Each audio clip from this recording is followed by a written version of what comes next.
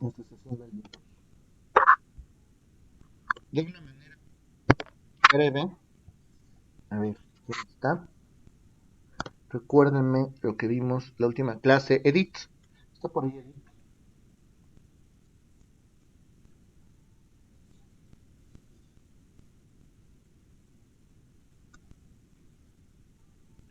Edith, Sí, maestro, aquí estoy, nada más que estoy en el trabajo, no puedo hablar mucho. ok, gracias.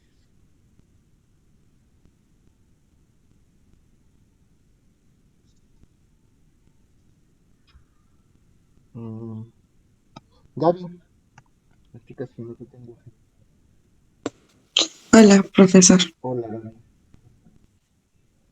Vimos lo de la criminología clínica, bueno, los diferentes exponentes de la criminología clínica, la cual se trata al delincuente como un paciente. Bueno, tratan de diagnosticar al delincuente.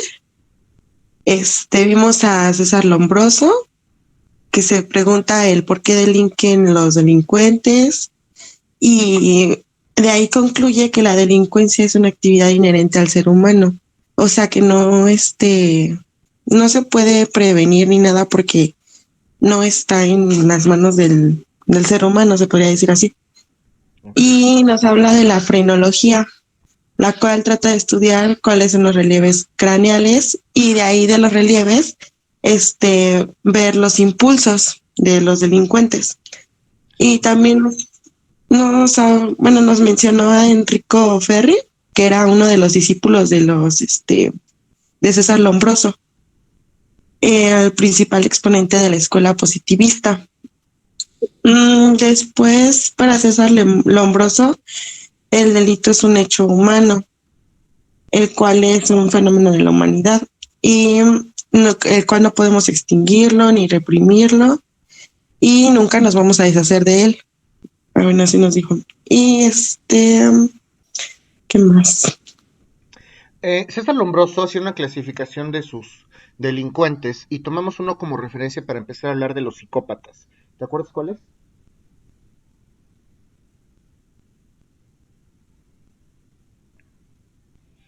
El No, solo delincuente loco o moral, el delincuente loco o moral, que por ahí también le describía el perfil del delincuente loco o moral. ¿Qué más?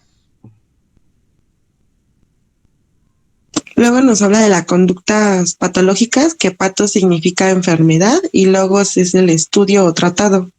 Ese es el estudio o tratado de la enfermedad. También vimos el determinismo, que estamos según determinados en algún momento a cometer un delito. O sea, por muy mínimo que sea, nos mencionó que podemos, en un supermercado, ¿no? Una mamá puede robar bueno, cambiar el código de barras de la fruta o así, por simplemente necesidad o así, o por falsificar la firma en una boleta o cosas así. Este, También nos mencionó que el ser humano no tiene o goza de libre albedrío y hay un determinismo físico. También que las personas que tenían epilepsia se consideraban como poseídas y que estaban destinadas a causar un daño a la sociedad. Ya después se dieron cuenta que pues era una enfermedad. La responsabilidad social también es que hay que tratar a los delincuentes y debe responder socialmente. O sea que aunque estemos enfermos, se podría decir así, tenemos una responsabilidad social y tenemos que responder ante nuestros actos. Y además, para César Lombroso, la pena adecuada para el paciente clínico es la pena. ¿Ok? ¿Qué más? Así la pena es el tratamiento que cura socialmente al delincuente. Ujú. Este, um, Después vimos otro exponente que se llama, creo que José Ingenieros, Ujú. y era el director del Instituto de Criminología. Nos menciona de la psicología clínica, él habla de la psicología clínica. Trata de explicar el fenómeno de la delincuencia desde tres puntos diferentes, la cual es la psicología criminal, la clínica criminológica y la terapéutica criminal. Ya después nos mencionó como sus principales, bueno, los que retoman sus estudios y sus principales alumnos y sucesor, el cual es Osvaldo Laudet. Y después nos mencionó a Williams Ujú, Hewley, el cual funda la clínica psicopatológica, pero estudia más a los como jóvenes, ¿no? ujú. Él estudia las causas del delito y la reacción de la personalidad, y que en su tratamiento debe ser lógico de acuerdo a pues lo que cometen, ¿no? Ok, ¿qué más?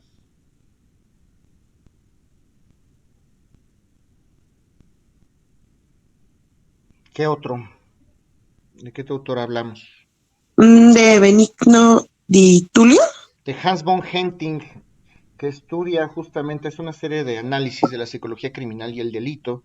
Justamente analiza desde el método analítico, a través de la observación de los lugares, de las víctimas, las armas, y se fija en las situaciones previas y posteriores a la comisión del delito. Y ahora sí, hablamos de Benigno di Tulio. ¿Qué dice Benigno di Tulio? Él nos describe el perfil por perfil de un delincuente. O sea, él se basa más en, o sea, como que individual al delincuente, porque los otros eran como que más general. Y reúne teorías como las biológicas, psicológicas y psiquiátricas. Mm, y nos habla de la plurimotivación, las cuales son las series de motivos que llevan a cometer un delito. O sea que él nos menciona que son varios los motivos los cuales cometemos un delito, no solo uno. Okay. Y distingue las enfermedades mentales y las conductas criminales. Nos clasifica a los delincuentes, nos mencionó tres, me parece. Es el ocasional, que es el que solo comete delitos por ocasiones.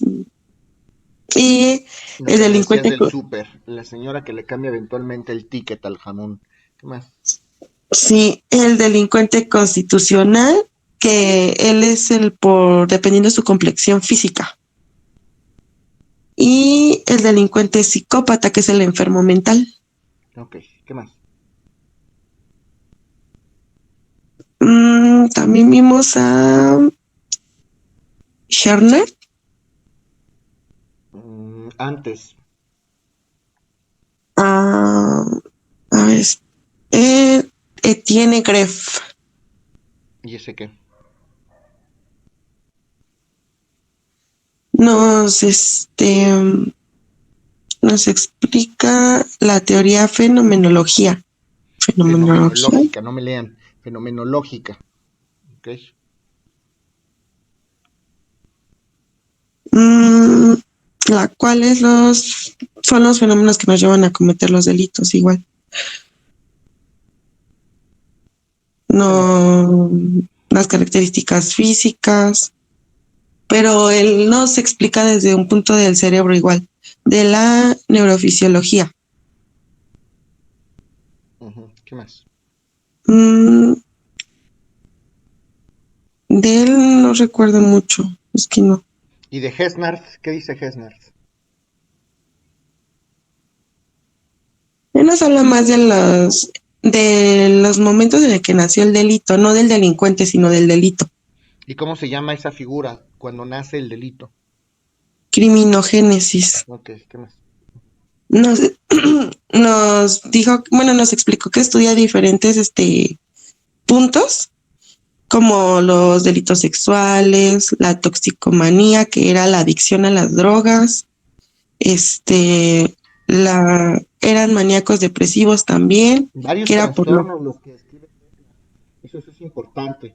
Describe la delincuencia del índole sexual, los crímenes impulsivos, los crímenes que cometen los esquizofrénicos, los crímenes que cometen las personas cuando tienen algún delirio paranoico, cuáles son las conductas delirantes crónicas, los maníacos depresivos, un ataque psicótico, los crímenes demenciales. Eso es muy importante que lo identifiquen. ¿Qué más? Después vimos a Stepan Hurwitz, Dice que según todas las personas que cometen un delito son psicópatas. Y nos mencionó una obra solamente de él, que se llama El delito es un hombre. El delito es el hombre, el delito es el hombre. ¿Qué más? Y luego Jean Piñatel, ¿qué dice?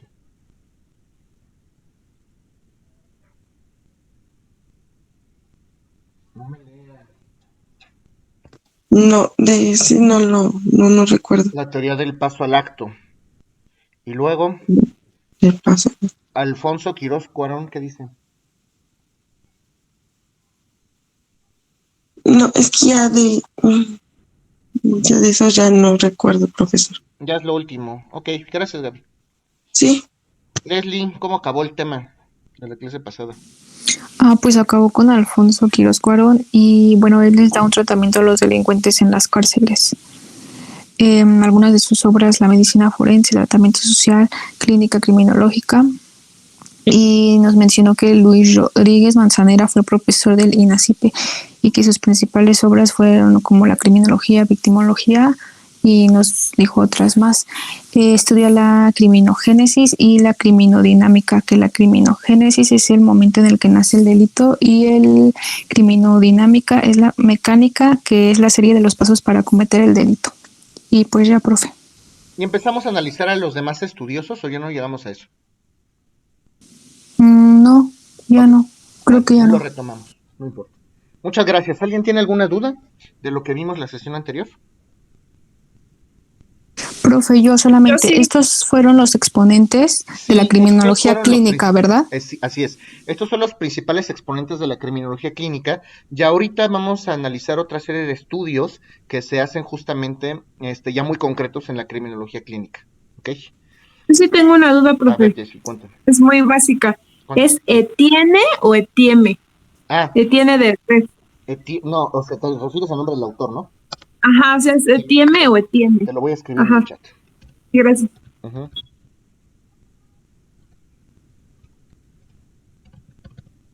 Ah, sí. Etienne de Greff. Ok. Sí, gracias. Ok. ¿Alguien más? Bueno, hoy nos vamos a abocar a hacer estudios muy concretos en torno a la criminología clínica.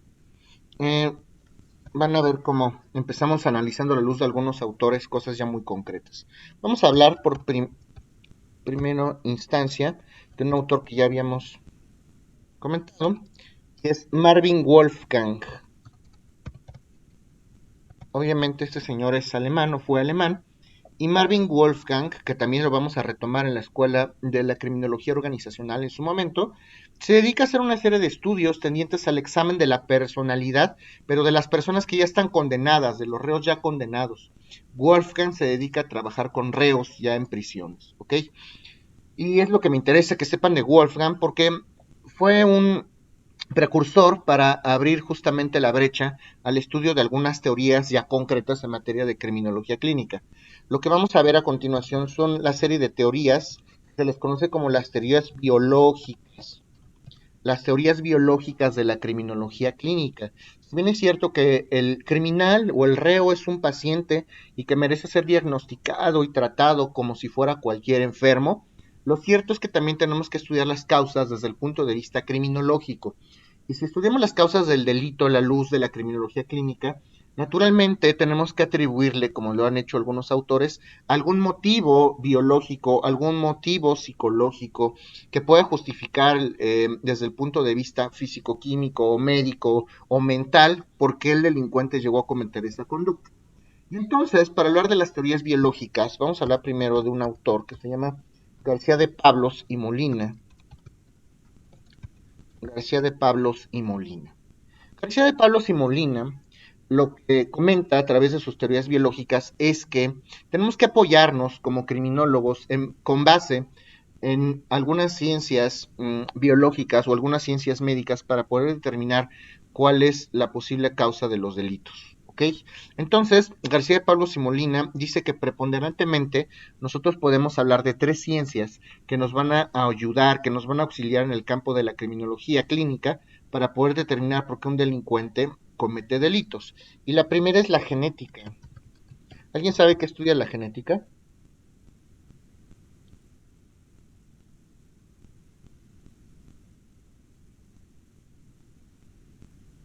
El ADN y los genes.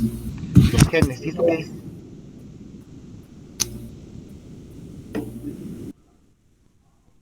Para ver cómo se transmite la herencia Sí, de...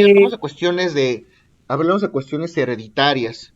Y justamente uno de los primeros biólogos, esto seguramente lo vieron en biología, que empezó a platicar de la genética fue el propio Gregorio Mendel, que hizo una serie de experimentos, Gregorio Mendel, y a través de la genética nosotros vamos a poder comprender, de acuerdo a la opinión de estos antiguos criminólogos como García de Palos y Molina, cuáles son las causas hereditarias por virtud de las cuales un delincuente puede cometer un delito. Entonces, estos criminólogos, estos pensadores, le apuestan parte de la biología que estudia los genes y los mecanismos que regulan la transmisión de los caracteres hereditarios. Es correcto. Entonces, desde el punto de vista de García de Pablos y Molina, la genética es una ciencia auxiliar preliminar en el campo de la criminología, porque estos criminólogos asumían que existía algún gen que pudiera llegar a transmitir eh, esta tendencia por parte de los individuos para delinquir. Los delincuentes, la pregunta que se han hecho los criminólogos históricamente hablando, ¿los delincuentes nacen o se hacen? ¿Existe un gen criminal o no existe un gen criminal? ¿La personalidad la vamos adquiriendo durante el desarrollo de nuestra vida o a lo mejor ya traemos un gen criminal que nos propicia o que nos incita a delinquir a todos los seres humanos? Y entonces García de Pablos y Molina, cuando estudia esta genética, se dedica a estudiar las genealogías. Las genealogías evidentemente son aquellas influencias cromosómicas o hereditarias que pueden influir en un delincuente, en los orígenes familiares del delincuente, y se dedican, por ejemplo, a hacer un estudio con gemelos. Todos a lo mejor han escuchado. Disculpe, profesor. Sí, Disculpe que lo interrumpa. ¿Me sí, puede repetir rápidamente? ¿Estudian las genealogías? ¿Qué son? ¿Qué la son qué, perdón? genealogía prácticamente es el origen familiar hereditario que tiene el delincuente, ¿ok? ¿Qué heredó genéticamente el delincuente de su familia? Y si esa herencia que adquirió a través de los cromosomas es preponderante para que pueda delinquir, para que pueda cometer algún delito el reo, ¿ok?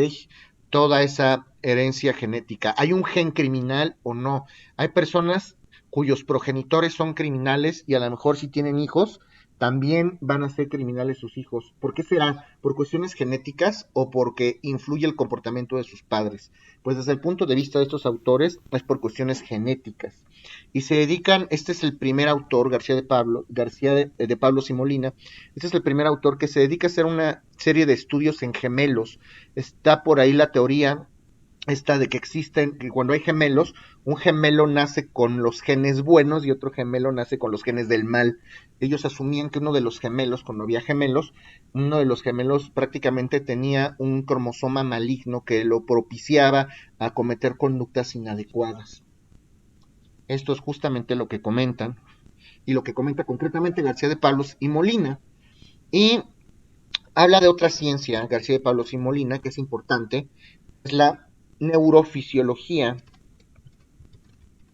La neurofisiología, ¿qué estudia eh, desde el punto de vista neurológico? ¿Qué estudia la neurología?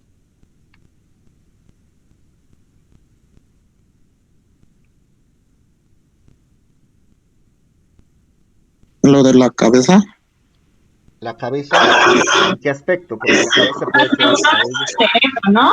El cerebro, exactamente. La neurología estudia el cerebro y la fisiología estudia la estructura física, justamente, de algún órgano en particular. Si hablamos de la neurofisiología, estamos hablando de la estructura del cuerpo físico del cerebro de una persona. ¿Cómo es el cerebro físicamente? ¿Qué características tiene? ¿Qué relieves? ¿En dónde se dan esta conexión, estas conexiones entre neurona y neurona que se llaman sinapsis? No sinopsis, jóvenes, sinopsis es un resumen. Sinapsis es la conexión que existe entre neurona y neurona. Y habla de una tercera ciencia, que es la bioquímica, García de Pablos y Molina. García de Pablos y Molina también comenta acerca de la bioquímica, que son justamente la interacción de estas sustancias craneoencefálicas que van a regular todas nuestras funciones orgánicas, como pudiera ser el tema del líquido encefalorraquídeo, que en exceso o en defecto, junto con algunos otros componentes, puede desencadenar ataques de epilepsia en algunas personas.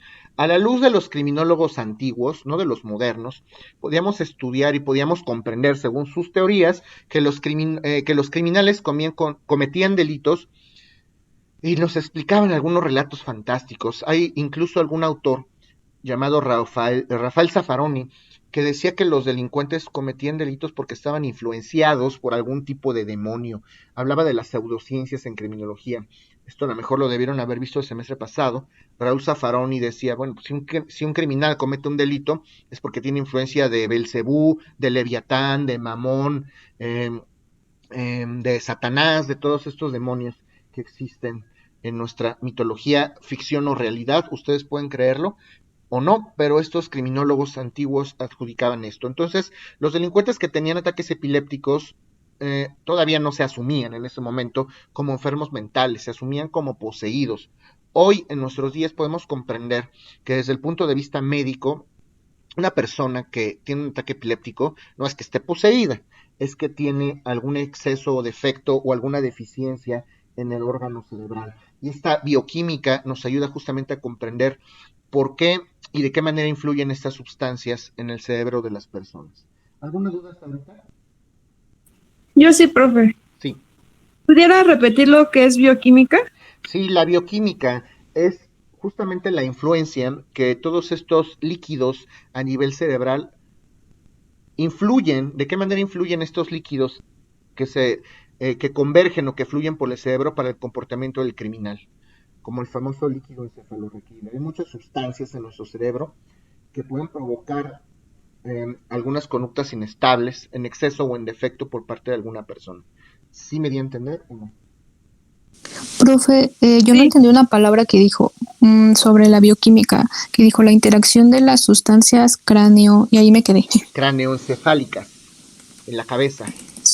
Ok, cráneo, se los escribo en el chat. Craneoencefálicas. Okay, ¿Esa profe, es la gracias. tercera ciencia de la que nos habla García? Sí, García de Pablos y Molina habla de 3 ciencias. 1, genética. 2, neurofisiología. Y 3, bioquímica. ¿Ok? Sí. ¿Me puedes repetir lo de la neurofisiología, profe, por Sí, favor? claro. La neurofisiología lo único que va a estudiar son las características físicas del cerebro. Y justamente como comentaba Gaby ahorita en el repaso, hay algunos criminólogos que se abocaron a estudiar una ciencia que se llama la frenología. Estudian los relieves del cráneo y a través de los relieves del cráneo podemos comprender cuáles son los impulsos o podemos palpar dónde se encuentran las conexiones a nivel cerebral. Según ellos, a través del proceso de la palpación en los relieves craneoencefálicos en la cabeza. ¿Ok? ¿Sí está claro? Sí, profesor, gracias. Maestro, Sí. el de craneocefálicos es lo mismo. Craneoencefálicos. Ajá. ¿No sería lo mismo del de electrocardiograma? No, el electrocardiograma es un estudio que se hace en el corazón justamente para medir o para cuantificar cuáles son los movimientos y los latidos del corazón en sus dos frecuencias, que es sístole y diástole. ¿Ok? Es un estudio que se hace en el corazón. ¿Sí me di a entender? Lo que, Sí, maestro. para medir las frecuencias cerebrales se hace un estudio que es un electroencefalograma. ¿Ok? Bueno. Y vamos a hablar ahora justamente de Dalgaard y Kinglen, que son otros exponentes. Dalgaard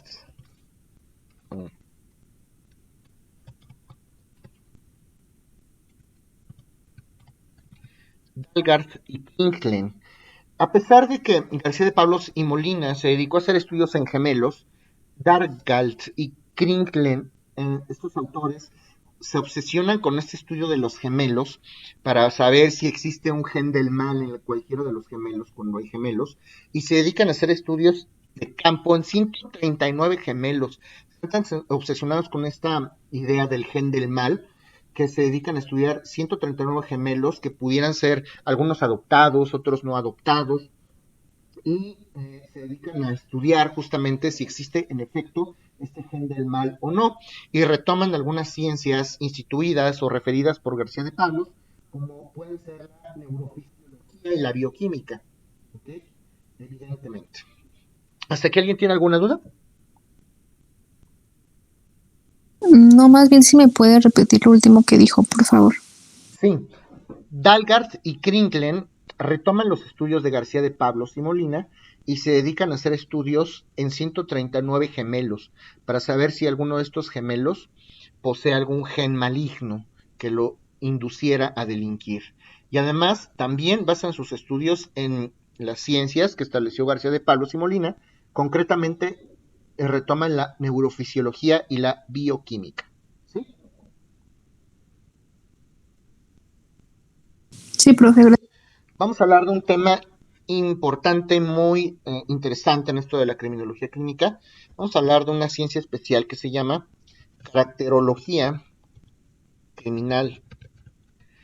Caracterología criminal, el carácter, de qué manera nos comportamos, cómo formamos y cómo desarrollamos nuestra personalidad todos los seres humanos.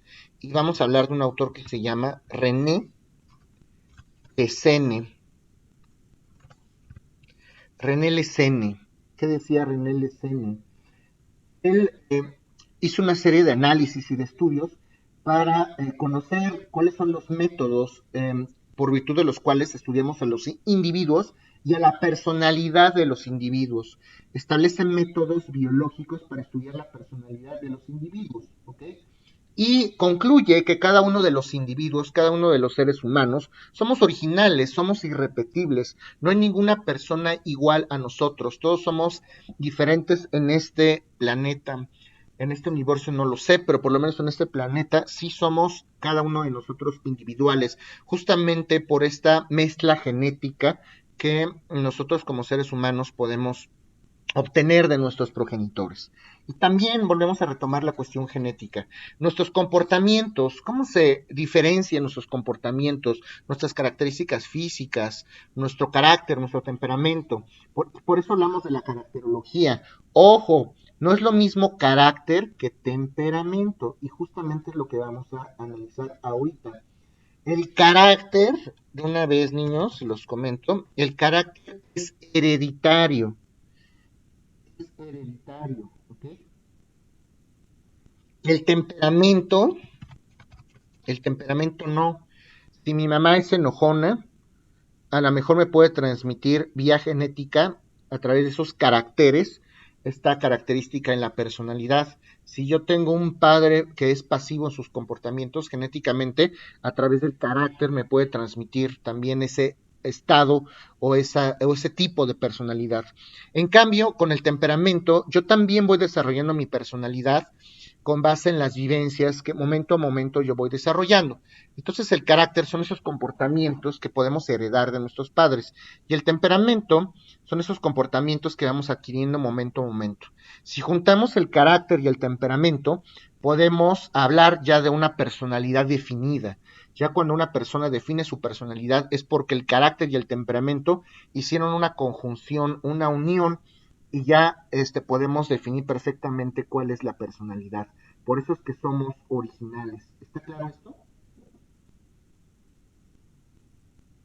Entonces la caracterología es que todos somos diferentes. La caracterología estudia el carácter y estudia el temperamento de los individuos para poder conocer su personalidad.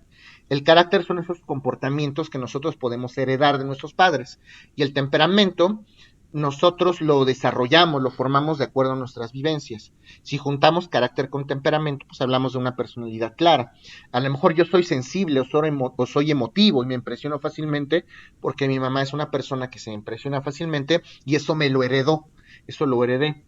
Y a lo mejor soy una persona agresiva, y no porque mis papás sean agresivos, sino porque me ha tocado vivir experiencias muy feas, y eso me ha desarrollado un temperamento, no carácter, me ha desarrollado un temperamento y una personalidad fuerte. ¿Sí me doy a entender? Sí, Ok.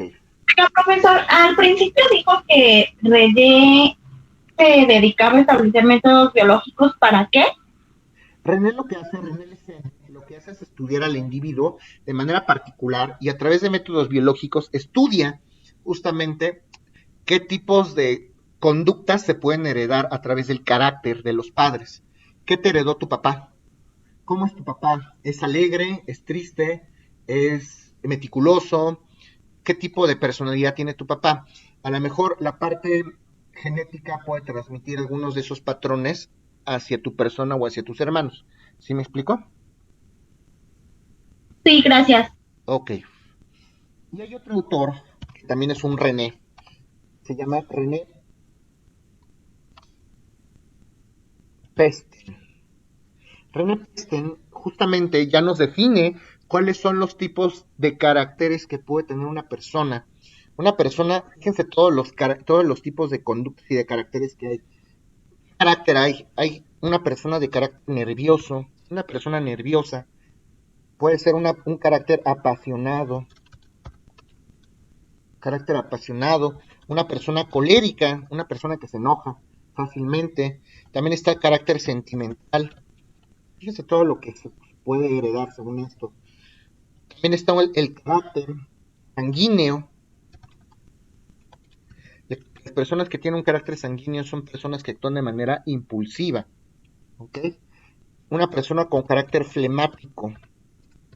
Las personas con carácter flemático suelen ser personas tranquilas, suelen ser personas juiciosas, que todo se lo piensan dos veces, que tienen que estar seguros para llevar a cabo una acción. Y también hay caracteres amorfos. Cuando una persona no tiene un carácter definido, establecido, se dice que tiene un carácter amorfo. Primero estás triste, luego eres sentimental, luego eres colérico, luego eres apasionado. Y hablamos también del apático, a las personas apáticas, las personas a las que todo les da igual, las que es indiferente, las que todo el mundo y toda su interacción con lo que los rodea les provoca una indiferencia. ¿Ustedes qué creen? ¿Que todo esto se puede heredar? ¿Sí o no? Yo digo que sí, ¿no? Sí, Sí, hay cosas que sí. El carácter se puede heredar y hay ciertas cosas que vamos adquiriendo.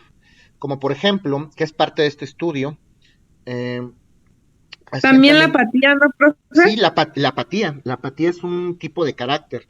Hay personas que son apáticas porque así es su carácter, ¿ok? Y bueno, no es una enfermedad, así es su carácter. Puede ser bueno o malo. ¿Qué tipos de cromosomas Oiga, conocen? Sí, adelante. ¿y en sanguíneo a qué se refiere? Son personas impulsivas. Las personas sanguíneas son personas impulsivas, que es diferente a colérico. Las personas coléricas son las que se enojan con facilidad. Y las personas impulsivas son las que ejecutan los actos antes de pensarlos, ¿ok? ¿me puede repetir colérica y flamético, por favor? La colérica son personas que se enojan con facilidad. Y la otra es flemático. Lo escribo aquí en el chat. Flemático. Las personas flemáticas son personas que son tranquilas, que son juiciosas, que piensan todo antes de hacerlo. ¿Sí me explico? ¿O no?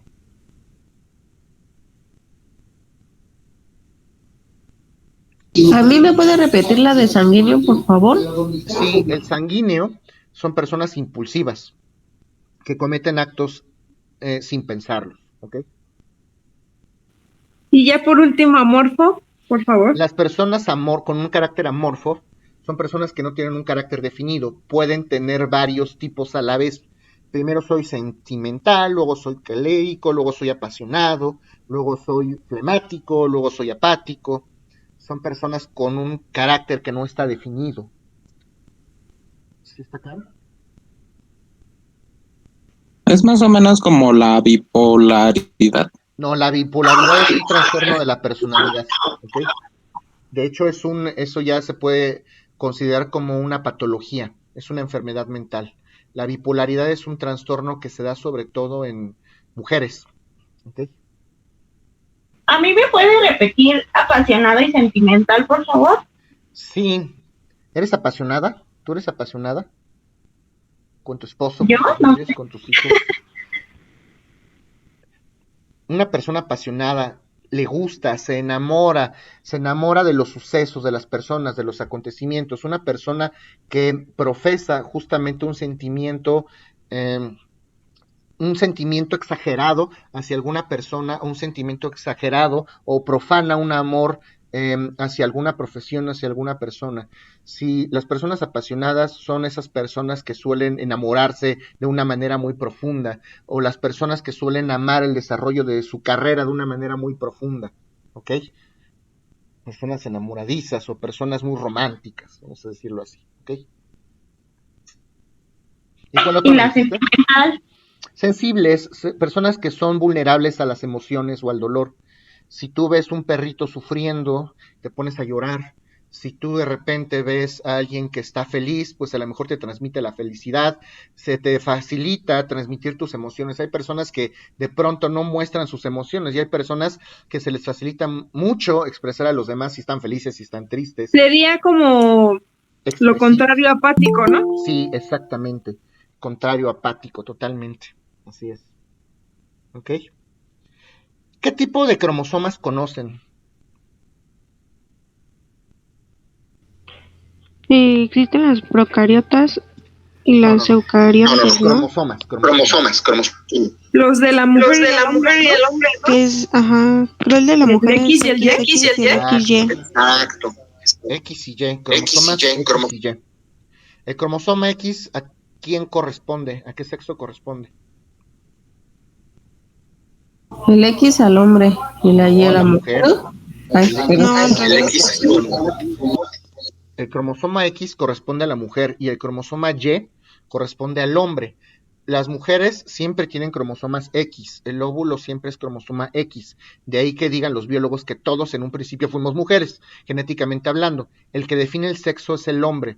El hombre insemina el óvulo con un espermatozoide y el espermatozoide puede contener una información genética que puede contener un cromosoma X o Y. Si es un XX es una mujer, si es un XY es un hombre. ¿Y qué pasa con esos trastornos XXX, XXY, XXXY o Es cuando tienen una XXYY? discapacidad. Hay algunas enfermedades o algunos trastornos o algunos síndromes propiamente, que así se les llama, los síndromes como el síndrome de Down, por ejemplo, y el hermafroditismo. ¿Qué son los hermafroditas? Cuando creo tienen ambos genitales, ¿no? Algo así. Ambos sexos, Ambos efectivamente. sexos, efectivamente. Ajá. Los hermafroditas tienen ambos sexos. Y qué cuestión tan complicada para esas personas, sobre todo para los papás en principio, porque tienen ambos aparatos reproductivos y entonces el doctor a lo mejor los orilla a tomar una decisión. A ver, ¿qué hacemos? ¿Podemos retirar el aparato reproductor masculino o podemos dejar el aparato reproductor masculino y hacer un tratamiento hormonal para que se desarrolle el individuo como hombre o como mujer? Lo cierto es que hay estudios que indican que los hermafroditas en gran parte tienen tendencia hacia los parámetros femeninos. Entonces, de ahí que algunos médicos antiguos en las tendencias hablaban justamente les platico lo que dicen los médicos para que no me vayan a linchar, pero hablaban justamente de trastornos como la homosexualidad. Esto antes así se consideraba. De acuerdo a la Organización Mundial de la Salud, existe un parámetro y un libro que determina cuáles son las enfermedades a nivel mundial. Entonces, antes la homosexualidad era considerado como una enfermedad. Aquellas personas que eran homosexuales, que se sentían atraídas por el mismo sexo, pues tenían una enfermedad desde el punto de vista de la OMS hace algún tiempo. Esto ya no es así, la homosexualidad ya no es considerada como una patología, como una enfermedad, ya se ha desarrollado este pensamiento.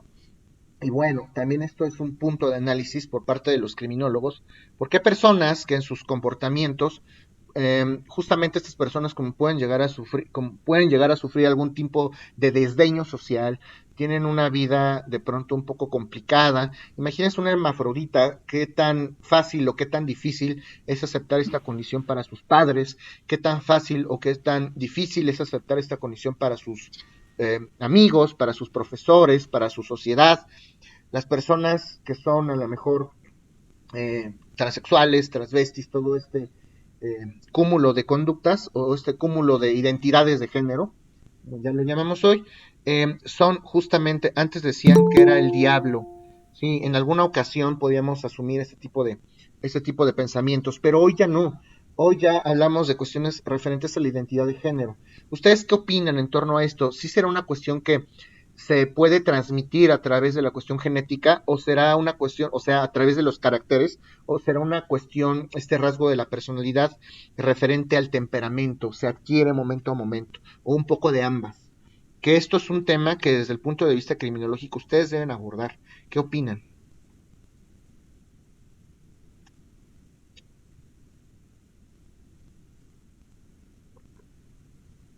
Pero también, bueno, no sé de dónde lo escuché, pero también tiene que ver, depende del tipo de sangre, ¿no? Si es compartible.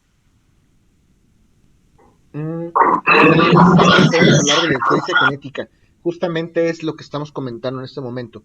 Este tipo de preferencias se pueden heredar o las adquirimos a través del temperamento y de las vivencias, o ambas. ¿Qué opinan?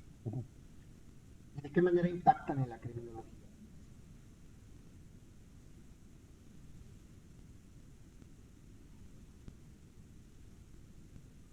Pues puede ser que se vayan como construyendo, ¿no?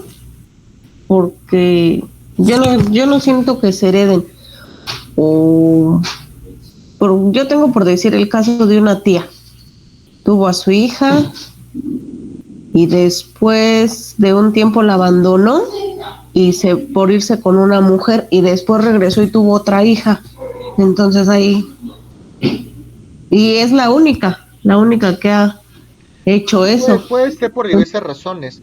Hay estudios que indican que sí, en efecto, este tipo de personalidad o este tipo de preferencias puede ser por alguna cuestión genética, y hay algunos estudios que también indican que por la interacción que tienen las personas o tenemos las personas con algunos miembros de la comunidad, de nuestra sociedad, pues pueden desarrollar este tipo de preferencias. Entonces, eso es importante, y también yo sé que es un tema hoy muy delicado, es un tema que tenemos que tratar con toda seriedad, pero que ustedes como criminólogos tienen que analizar profundamente, porque algunas de estas personas, como les comentaba, no llevan una vida fácil y de pronto pueden llegar a tener algunos trastornos maníaco-depresivos, episodios incluso de ira o ataques psicóticos.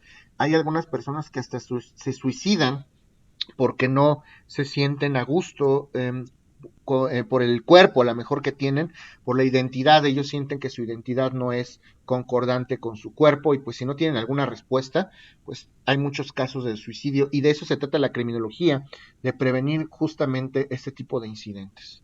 ¿Tienen algún comentario referente a esto?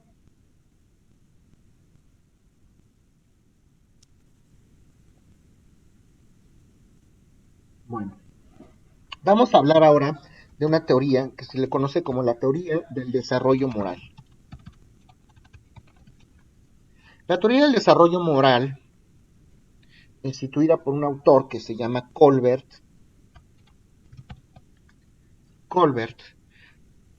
instituido por un autor que se llama Colbert, básicamente nos refiere una serie de estudios consistentes en el juicio moral que se establece por parte de los individuos. Los individuos, recuerden que la moral es una rama de la filosofía que estudia lo bueno y lo malo desde el punto de vista colectivo, y la ética estudia lo bueno o lo malo desde el punto de vista individual. Si yo hablo de mi ética, puedo definir qué es bueno y qué es malo para mí. Si hablo de la moral, puedo definir qué es bueno y qué es malo para la sociedad, ¿ok? Y entonces hay tres estadios desde el punto de vista de Colbert en cada uno de nosotros. Puede haber tres posibilidades que también definen la personalidad de un individuo. Hablamos del primer estadio, que es el premoral, una persona con un perfil o un juicio premoral. ¿A qué se refiere el juicio premoral según Colbert? El juicio premoral, las personas que tienen o que se ubican en ese estadio, son personas que se caracterizan por buscar gratificaciones de una manera fácil, que evitan los castigos, prácticamente tratan de irse por la vía fácil, sin acatar las normas. No es importante lo bueno o lo malo, para ellos solamente importan los resultados. Yo trato de buscar un resultado de manera inmediata, fácil, rápida, sin importarme, sin importarme si afecto o no a los demás, ¿ok? A mí no me importa, pues a mí qué me va a importar el vecino mientras yo esté bien. Entonces, pues, ¿para qué estudio? Pues finalmente me voy a dedicar pues no sé, a hacer algún tipo de fraude o me voy a dedicar a robar o a distribuir algún tipo de fármaco. Pues eso es fácil y rápido, voy a tener mucho dinero rápido y pues ¿para qué me quemo las pestañas en la facultad? Si a lo mejor los profesionistas ni siquiera ganan lo que deberían de ganar. Son personas que no tienen esta conciencia de lo bueno y lo malo y solamente buscan resultados sin importarles los comportamientos o sin importarle la manera en que afectan a las otras personas. ¿Sí está claro el estadio premoral de Colbert? Sí. Ok. Las O sea, es personas... como si un ratero viera el robo como un trabajo, ¿no? Sí, se les hace fácil, no es malo, pues para ellos no es malo, simplemente es una manera fácil, accesible para obtener y satisfacer sus necesidades. Nada de bueno o malo, a mí no me importa eso de lo bueno o lo malo. Yo necesito dinero y pues lo voy a obtener como sea, ¿no? A través de cualquier móvil. ¿Sí está claro esto o no? Sí. Bueno, Sí, pero tenemos un segundo estadio que es el convencional. Las personas que entran dentro de lo común son personas, en el estadio convencional, las personas sí acatan las reglas establecidas por la sociedad, tienen un respeto o profesan un respeto a las figuras de autoridad. Bueno, pues finalmente si las reglas están establecidas socialmente, es para que todos estemos bien, entonces no tenemos por qué desacatarnos. Las reglas existen para que todos estemos desarrollados adecuadamente, para que todos estemos bien y para que podamos tener esa seguridad y esa paz que tanto añoramos. Entonces no tengo por qué desapegarme de las reglas, entiendo y asumo que existen roles y figuras de autoridad, los tres poderes de la Unión, existe a lo mejor los policías, yo siempre voy a procurar no pasarme los altos porque eso pues puede provocar accidentes. Hablamos de un perfil que entra dentro de los parámetros normales. Ese es el convencional.